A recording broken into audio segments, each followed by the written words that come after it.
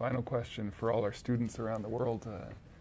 You've successfully managed so many organizations, so many systems.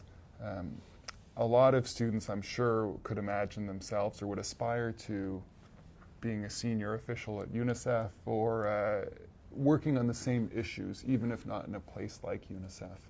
Wondering, do you have any kind of key recommendations or advice you would give or you do give to graduate students around the world who are thinking through careers in this area and how to prepare themselves, how to focus their skill development as they, forge ahead in the coming years?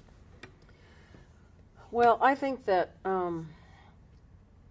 one of the things that I think is most needed in UNICEF and other organizations are people who can think strategically, who can put the pieces of the big picture together, who can assess options, who can really look overall at the situation within a country, within a region, and determine how to really provide the best kind of policy advice to those who are trying to build a country, enhance a country, and so forth.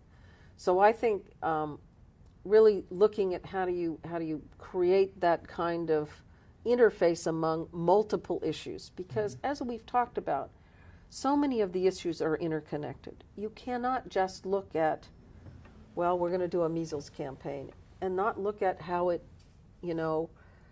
interacts with everything else. We've talked about water, about food, about health, about education. I mean, all of these things are completely interconnected with each other. And so it's very important that as people look at working in development, that there is an ability to really see the interconnectedness of all of the issues, of all of the public policy kinds of decisions that need to be made. I think a broad sense of policy and economics is important. I also think that it's important to recognize what legal structures exist, where they're deficient, how do you assess the legal structure itself, what kind of laws are needed, because how do you enforce a rule of law unless you have the laws in place? So I think all of that is important for development.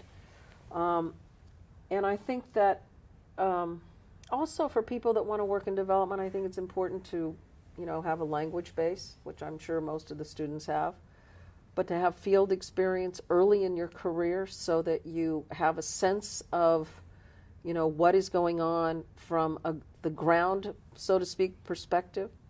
So I would say that these are some of the things that can make a difference in really creating a development professional who will create the greatest added value as time goes forward. What a wonderful synopsis, and how perfectly appropriate with this this global initiative that we're all part of. So, Ann Veneman, again, Executive Director of UNICEF, what a pleasure and privilege, and what great insights. So I'm grateful, we're grateful, and I'm sure our students and classes around the world are grateful. So thank you very much. Terrific.